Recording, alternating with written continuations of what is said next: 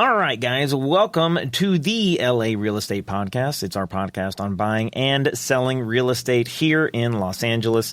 Today, we're going to talk all about condos. I'm going to guide you through my experience of getting an ADU. Oh, boy, you're going to want to hear about that. And we're going to go through 5 things to ask the listing agent when you're viewing a house.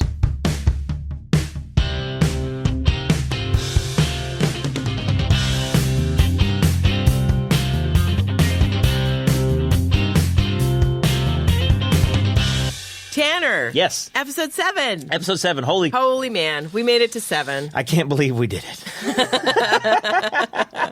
I can. Yeah. You know, this has been amazing because we get to hang out. I mean, we both have such crazy lives. You're a famous TV guy. Oh, my gosh. I'm not a famous TV guy. You're filming movies. Oh, my You're a big gosh. deal. You've got like 8,000 dates all the time. And then my I'm gosh. working all the time. I've got my kids. I've got their 8,000 gazillion activities and things and birthday parties and events that they have to do. And so we're super busy, but this forces us to hang out, and it's really fun. I actually have had no dates recently. Really? I have an off-mic story I'll tell you later that's kind of been a little bit of a womp-womp. Oh, sorry, Tanner. That's okay. I just don't understand how you haven't been snapped up yet. Let me tell you something, Sarah. I don't either. I don't either, cruel world. It's tough out there. It's It tough is tough out there. Okay. But you know what? I'm focusing on my house. Yeah, let's focus on real estate. Here we go. Episode 7. Condos. Okay, so it's one of those things I feel like when I first started looking and I was like, oh, do I want to buy a house or buy a condo? And I was just talking to all kinds of random people. One of the things that somebody brought up was like, oh, a condo might be cheaper, but your money won't, or I should say the value of the condo won't rise as fast as the value of a house. That can definitely be true. There are a few reasons why someone might want to prefer to live in a condo versus a house. Mm-hmm. Number one is the price. A lot of people who are priced out of buying a single family house decide I'd rather buy a condo than not buy at all. Mm-hmm. And values in condos don't rise as rapidly as in a single family house for the most part, mm-hmm. but they still do increase in value over time if it's a good area, if it's a upcoming area. There's a lot of reasons, though, someone might prefer a condo. Number one, obviously, price point, like we just said. Number two, if it's a single person living alone, they might like the security of knowing that they're in a building with other people. Mm-hmm. They're not fully responsible for the full maintenance of a building. They don't have to worry about, say, the landscaping. Someone who travels a lot, who isn't home all the time. That happens with actors that they can be taken out of the city for a couple months. They don't want a house sitting by itself. So there's definitely different reasons why someone would buy a condo. And condos can be really good buys. I actually have a client that bought a condo 4 years ago. The value's gone way up. And after she bought it, she actually ended up, meeting the love of her life. Mm-hmm. And they moved into his place, and she rents her condo for much more than her mortgage payment, including all of her expenses. So she's making money off of her condo. Little income property right. there. So condos can be good buys. There's some things to understand about condos. Condos, anytime you see a listing for condo, you'll also probably see something about the HOA, and that's the Homeowners Association. I hear a lot of people complaining about these. Yeah, they can. HOAs can be kind of hard to work with. They can be great. It's a good idea if you live in a condo to get on your HOA. Yeah. Be in a management-ish position so that you can help change the things that you want to change about the building. So yes, HOAs can definitely be a place where people go to complain. If you're in a big building with a lot of different units, there is a chance of more risks of maybe someone being really, really loud and disrupting the neighbors. And so HOA has usually a monthly fee, your HOA dues. Right. And the HOA dues, all of them are different. So this is something to know about condos. That every condo building, they have their own set of rules. Those are called the CCRs, the Covenants, Conditions, and Restrictions. And every condo building has these that were created when the building was first built. And usually most of them have evolved over time. These are the rules of the building. For example, in your CCNRs, it'll say if you're allowed to have pets, how many pets you're allowed to have. If you're allowed to rent out your place. There are some condo associations where you're not allowed to rent, or you have to own for 2 years first. And then you can rent, because they don't want all sorts of random people in the building. There's a lot of the times there's rules about noise. There's rules about what you can do to the exterior of your unit, because they want the building to look a certain way. There's restrictions about, like I said, about pets, but it could say, you're only allowed to have one dog and they have to be under 50 pounds. Before you buy a condo, really you should understand, this is a good time to ask actually the listing agent when you're looking at condos, if they know, if you have 2 dogs and it's really important that they come with you, right? You want to know, hey, does this building allow dogs? These are some other things that are really important when you're looking too. Are there people above and below you? Can you hear them? Yep. Can you hear the people? Another thing you want to ask when you're looking is, what are the reserves? And the reserves are the money. So every month, the HOA dues go to a big kitty, a big pot. And repairs to the building, termite, insurance, gardener comes out of that. Now, if there's a building and the reserves have almost nothing in it and something major happens that needs to be done to the building, you could potentially have a special assessment, which means now all of a sudden you're out of pocket a big amount of money. So here's an example. There's a huge condo building and the reserves are really, really low and the entire roof needs to be replaced. And now every single person in that condo is getting a special assessment for $6,000. Oh, geez. And that can happen. So that's why it's important, if you do buy a condo, to make sure there's lots of money in the reserves, that the building has been managed properly. And so you'll want to see the budget of the building too. And sometimes you don't have all of this information when you place your offer, but you need to get it within your inspection contingency so you can understand. So you place your offer, you get it accepted, and then you get all the CC&Rs and you start reading through them and you see, and also the budgets. Another thing that you should always ask for is the minutes of the HOA meetings. Because if there's an issue in the building, I guarantee someone has come to the HOA meetings and complained about it. So it's in writing. So you can look through and see, like, hey, Myrtle in Unit 62 has 800 cats, and we're really upset about this. And, so... And it's good to know, because you were looking at Unit 63. So, right, yeah. Exactly. She could potentially be your neighbor. Another thing, unless you really love cats. Yeah, I mean, if you love cats, then that's a plus. Yeah. But otherwise, Myrtle, come on. Right? With Come the on, cats. Myrtle. That's too many cats. Does it have earthquake insurance? This is kind of a strange topic because I get so angry about earthquake insurance. Earthquake insurance has such a massive deductible, and it's very expensive. And this is for single family too. So I have earthquake insurance. It's, I think, about $1,200 a year. My deductible is $40,000. And it kills me. But I know the second I cancel my insurance policy, we will have a massive earthquake. Yeah. So you can thank me, Los Angeles, for keeping the earthquake safe. Yeah, so I don't cancel it. But this is also something with a big building. Their deductible could be $200,000, $250,000. It's huge. And it's expensive. So not every building has earthquake insurance. You should know, though, if they don't, it's a little bit of a risk.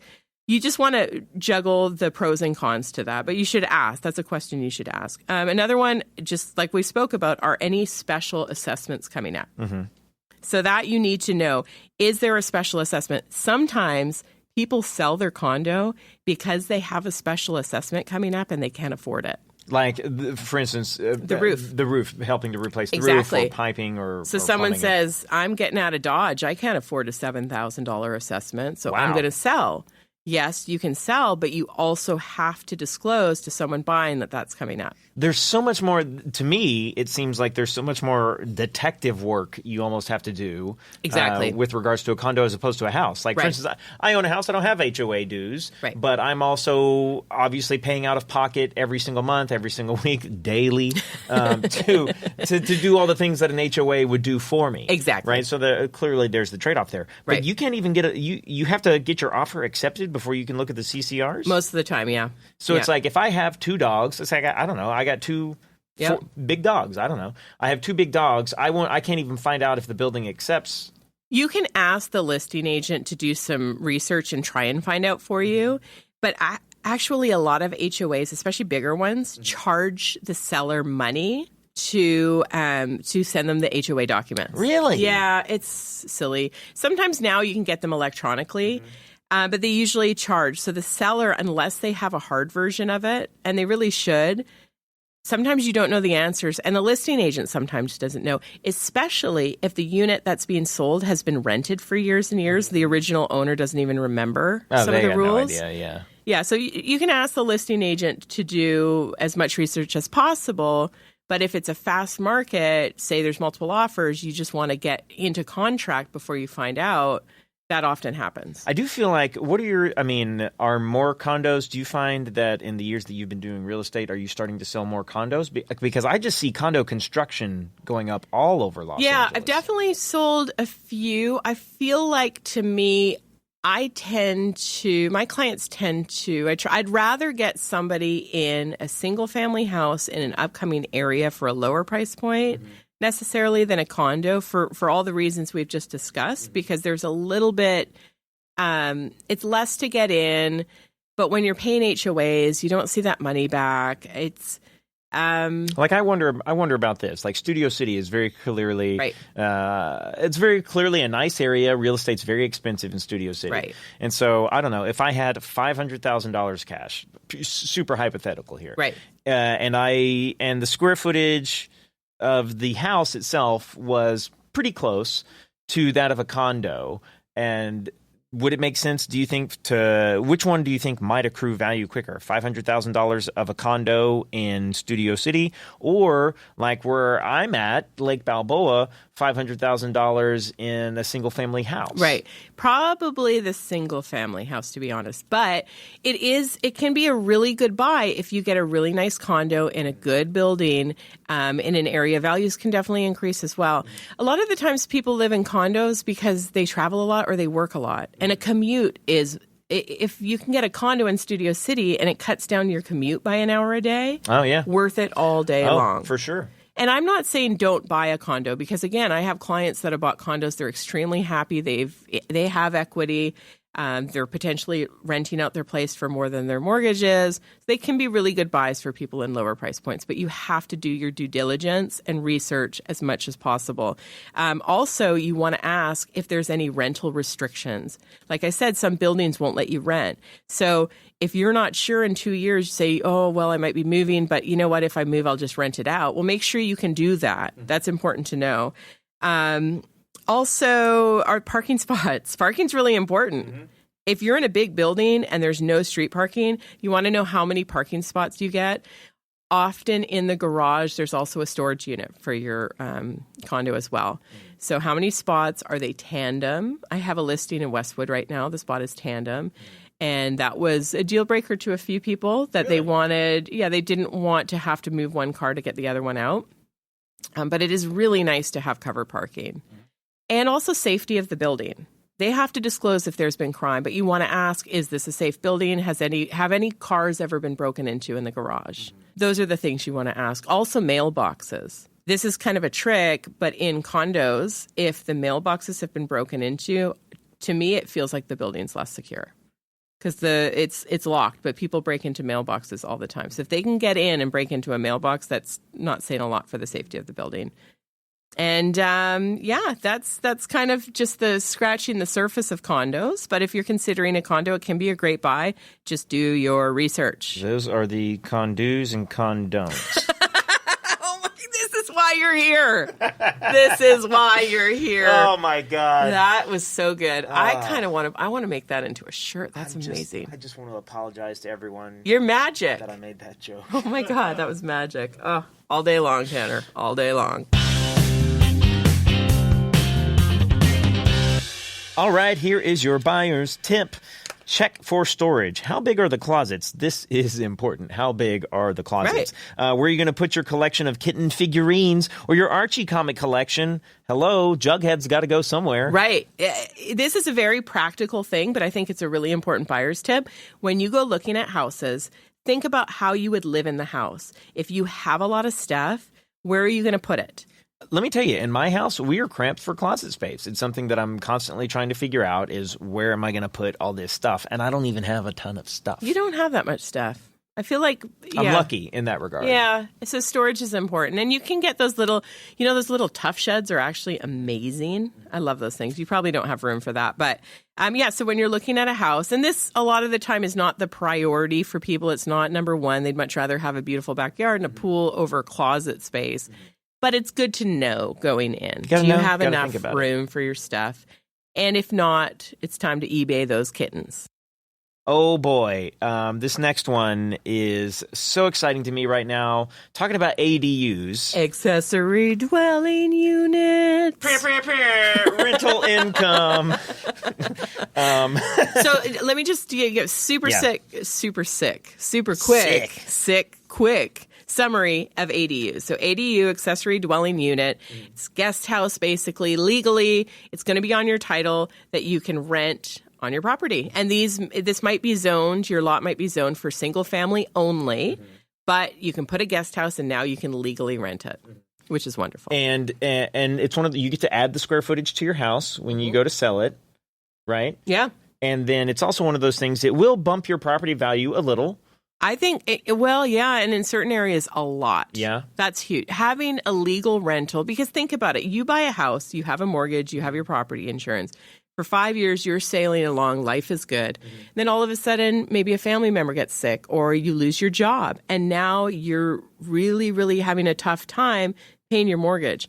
You have a rental property on your yard. You got a second house. You have a second house, and that money can go towards your mortgage. So if you are having a tough time, it can really, really help. Another thing is if you have an ADU and you put that money down on your loan, what you owe on your loan, you can build equity so quickly in your house. So it's all day long. It's a good idea. So when I bought my place, there was a garage, but whoever owned the house in the mid 2000s, and I've actually had contact with the family, and they've sent me photos of the construction of what they did and everything.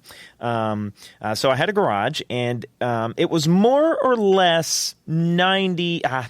I really should back that down. More or less 50% converted into a guest house. Now, this was done in the mid-2000s. This is before the ADU permit existed, and the guy just sort of did the work on his own. So it was a nice-looking space, but it wasn't done to code, and it wasn't permitted, and an inspector didn't come out and check it all out. And I guess here's the moral of the story is if you have a right and you want to build a guest house out there and you don't permit it, that's on you. Right.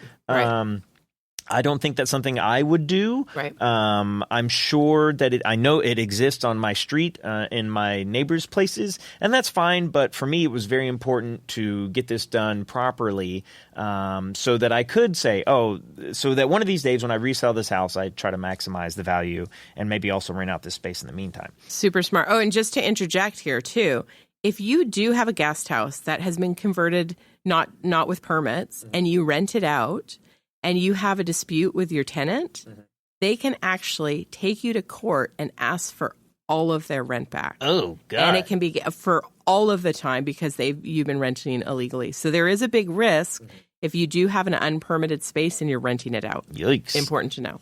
So basically, I looked at you remember, it was a beautiful looking space, right. Carpet, the sheetrock and everything, blah, blah, blah, blah, blah.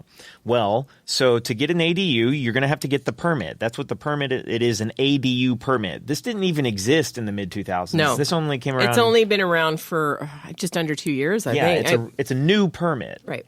And so it costs a couple $1,000 to get that permit. So I was we were talking about, hey, let's talk about ADUs a little bit here. And I was looking at some of your notes as planning, implementing, permits. I think when it comes down to ADUs, the way I think about it now is 3 Ps. Number one, and pay is involved with every single one of these Ps. You got to pay for plans because before you can get the permit, you're going to have to submit plans to the city. So did you have a general contractor do that for you? I hired an engineering company because I've been I could have hired a general contractor. And looking back on it, when I very first started getting serious about this, I probably should have done that. It's honestly, though, it's really hard finding general contractors right now. I probably should have done that, but you live and you learn. Right. And I'm going to wind up saving money the way that I am doing it, right. Which is builder owner. And so I just sort of I subcontract out to the specific groups that I need. Your plumbing, your electrical, framing, concrete.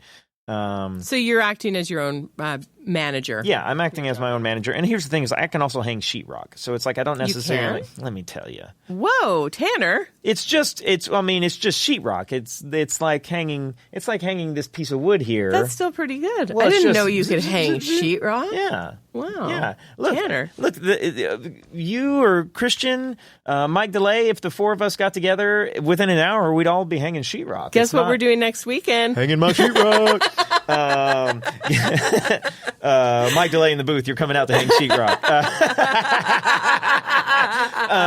So you're gonna have to pay for the plans, right? Because you have to submit plans to the city. So did you have to go and walk into the city yourself? But the first thing you want to do, if you're thinking about an ADU, you just need to know that it. And I was the guy who was like, not me, this won't apply to me. I'll be so smart and I'll figure out a way around this. And all my friends were like, no, this is how this works. And I go, no, I'm so smart and crafty. I'll figure this out. You need to double the amount of time that you think it's going to take. And double your budget. And double the amount of money you think it's going to take. Because it's very expensive and it takes a long time. There's just no way around it. Right. But if you have a garage and you want to turn it into an ADU, I fully support it. You're going to need plans drawn up by a certified engineer for the state of California. Then you're going to need to get those plans approved by the city. That's the building and safety office, building and permits. Yeah. I probably made about truly 15 trips to that office. Then after the permits are approved, you're going to need to implement the plan on those permits. Now, if you hire a general contractor, that person may or may not take care of all three of those steps, depending on how your arrangement with them works. But I wanted to try and do as much of this legwork myself because my whole goal is to eventually I want to buy a rental property. And now I have the awareness that, okay, if I can get this rental property and if that property can get an ADU, Smart. Then I'm really kicking. Plans, permit, and then labor. So there is one thing that will derail you getting an ADU really fast, and it's called an encroachment. Oh, yes. Do you know about encroachments? I'm familiar with encroachments, yes. So basically, Los Angeles is so densely populated that along a lot of backyards, there will be power lines. And, I mean, Sarah, you know all about this. I remember when we were shopping for houses, there was a house that I liked a lot, and you were like, well, you got that there's that pole in the background there, and that's the power lines, and some people like that, some people don't. And the whole thing is like within so many feet of a power line, you can't build because the idea is that if something really bad happens, it's LA, we have that earthquake because Sara canceled her earthquake insurance. It finally came. That'll shake down the Sorry, power. guys. Why did you do that?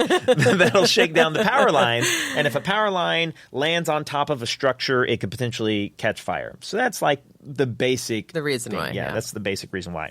And garages back in the 40s to 60s and other times, they obviously weren't built to be habitable structures. And so that's the whole thing about the ADU permit is proving that it is far enough away from any encroachment. And then how do you make this thing safe for someone to live in? Current codes. And so you can get an encroachment clearance, which is what I got. Normally, this takes 6 months. Wow. I want to tell a real quick story about how I was able to do it in 2 weeks. Oh, I love this. So the whole thing is there's one office that handles encroachments in the city of Los Angeles. And I was ready to move on this project. And so basically I submitted my forms via email, which is what you're supposed to do. It's tricky to get a hold of this office. You can't even put in a phone call. Like it just goes to voicemail and you're left wondering. And so the whole thing is you submit your plans. They look at your address because they have information about where all their power lines and all that stuff are. And so they look at all that and they determine immediately if you need an encroachment clearance or not. And Probably, if you're going to do this, you're probably going to need an encroachment clearance. Now, the ADU permit process, or the ADU permit, is very popular right now. Lots of people want to do this. And so the wait time is in the 6-month range, because what they'll do is you say, hey, I'd like an encroachment clearance. They look at, or I need to check my encroachment. Yeah. So they'll pull up your address, they'll look at it, and they'll go, hey, we're going to have to send a guy out there to make sure. And then you wait 6 months, and then that guy comes out and either approves or disapproves your encroachment, and then you can get the permit. Wow. Because that's a long process. You're not even supposed to begin construction of any sort until you get the permit.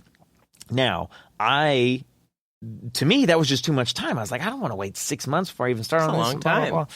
And so, sure enough, I thought, okay, well, let me look up. I'd called and I'd left a voicemail, no information back. I sent the email. They're like, it's going to be 6 months. And I was just like, I wonder if there's just anything that I can do.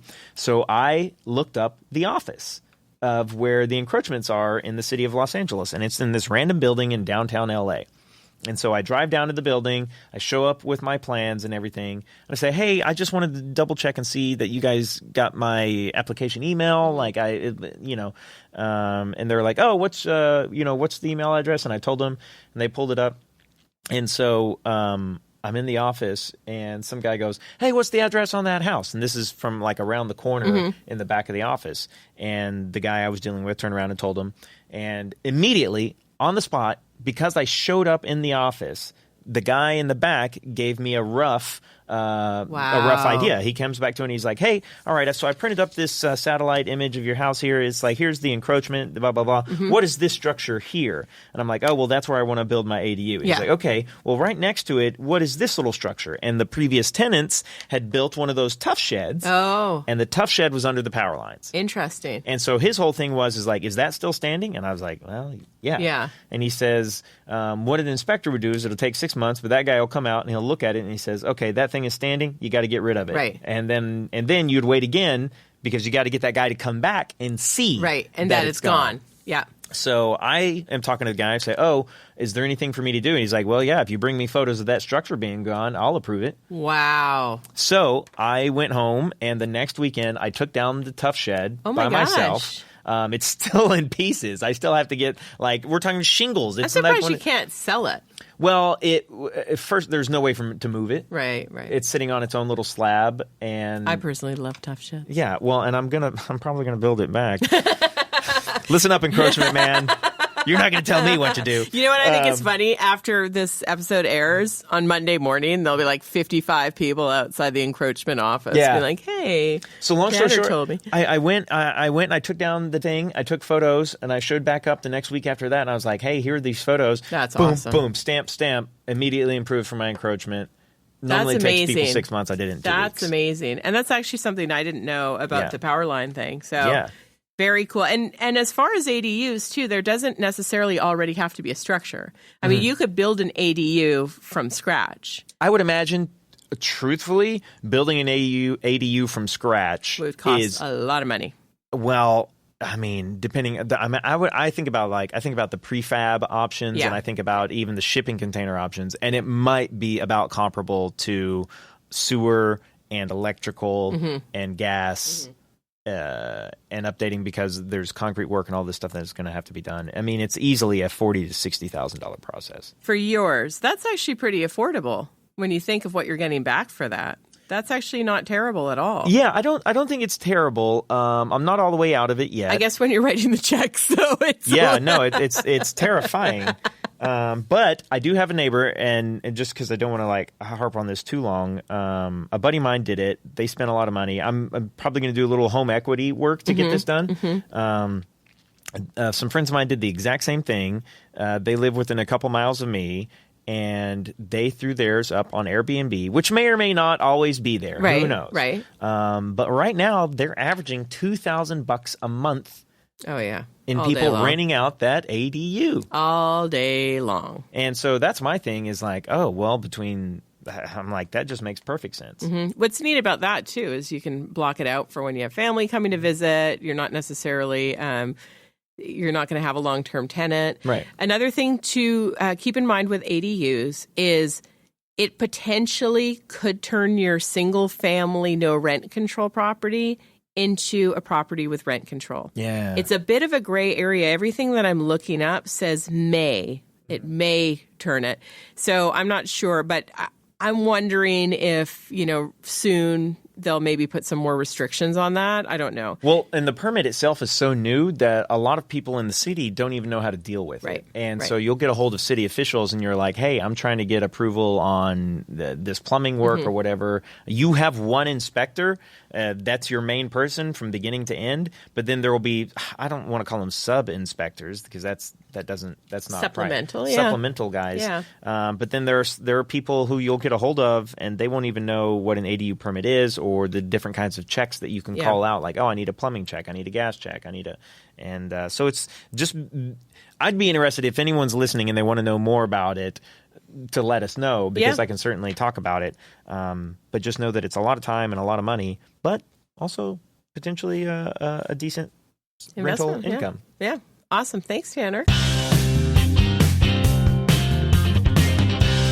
All right, we've got a buyer's tip. Here's the deal, guys. Don't cheat on your realtor. Don't work with more than one realtor at a time. Some people do this. It's ridiculous. Some agents are going to ask you to sign a buyer-broker agreement, which is like a prenup for buying a house. Yeah, the buyer-broker agreement is an agreement between the realtor and the buyer, basically saying, hey, I'm going to work really hard for you, but during this amount of time, I'm asking that you don't work with another realtor at the same time. That's very normal. A lot of brokerages actually ask their realtors to make sure that we get this signed just so everybody's on the same page. So totally normal. All right. We have 5 questions here that you need to ask the listing agent. Now, these are for your big ticket items. I'm going to ask the questions. Sarah, we're going to get a quick explanation of why you need to ask the questions. Question number 1, how old is the roof? Yes. Now, when you're going into a house, and this is through every open house you go through, every house you see, you should understand the answer to these questions. And here's the reason why. Something like the roof, that could be a $10,000 to $15,000 repair if the roof needs to be redone. If the roof is super old, guaranteed, it's probably going to need to be replaced soon. And when you're looking at a house, these big ticket items really add up, and it's going to really affect whether you can afford the house or not. So number 1, how old's the roof? Big ticket item. Question number 2, has the plumbing been updated to copper? A lot of these old houses that have original cast iron, replacing the plumbing can be super expensive. So if you get a house, hey, this is really cute house, but now the roof needs to be replaced. Oh, the plumbing is original. Now you're looking at potentially a $30,000 fix when you buy the house. Whew. Big ticket item. Question number 3, how old is the electric? Yeah, we see a lot of this. If it's an original knob and tube system, you could potentially have to rewire the entire house. Jeez. Like 10 grand-ish, 10 to 15. Yikes. And then if you have to replace the electrical panel, that's probably another 2 grand. So it's a good idea to ask the listing agent, how old is the electrical? You're also going to ask them big ticket question number 4. Is there central heat and air, and when was it last replaced? Where is the compressor? Yeah, so this is kind of a neat one. The location of the compressor is actually important. If there's an old system and the compressor is right underneath your bedroom window, that thing is probably super loud. Oh, absolutely. If it's old. Replacing all these old HVAC systems are energy hogs. If you buy a house and the air conditioning is from the 80s, your bills will be insane. Yeah. And really, it makes sense to replace all of it. But that's a huge repair. Again, another 15 grand-ish. Last big ticket question. How old is the water heater? Yeah, the water heater isn't a crazy expensive thing. Maybe $1,000 to $1,400, $1,500, depending on where it is, depending on what kind of water heater you get. If you get a big one, really high end, or if you replace it with a tankless heater. That's an important question to know because if it's a super old, if it's 20 years old, it's going to die soon. Most likely you'll have to replace it. Listen, I had to replace mine, and it was very cheap thanks to the home warranty you suggested that I buy. Oh, yeah. So that's, always write the home warranty in your offer. So these alone, if a house needs a new roof, it's not the end of the world. Maybe it's 14, 15 grand, 12,000. But if you go into a house, it's kind of at the height of your budget, and you find out The roof needs to be replaced. The electrical needs to be done. The plumbing is original. The water heater needs to be replaced. And there's no ductwork or central air and heat. That's basically a full home remodel. And that could be like $100,000. Oof. So, which might throw you out of your price point. Yeah. Throw you right out of that house. Again, things that need repairs are outdated, not the end of the world, but you want to factor them in with number one, your offer price, and number two, your budget.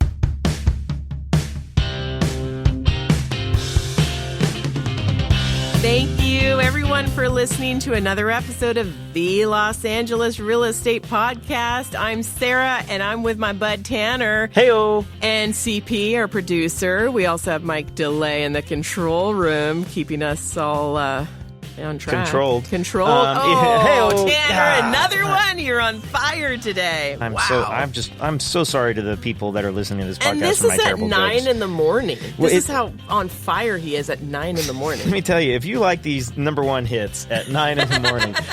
Hey, guys, seriously, though, ask Sara. If you have questions you want to ask Sara about real estate, just go to the link in the podcast notes. Ask her about real estate or just life in general. She's got a lot of answers. Yeah, I'm really good at relationship advice, too. Okay, boy, do I have one for you. I can't wait to hear the story. Okay, well, guys, thanks again. It's been great spending this time with you. We really appreciate you listening, and we'll see you on the next episode. Bye.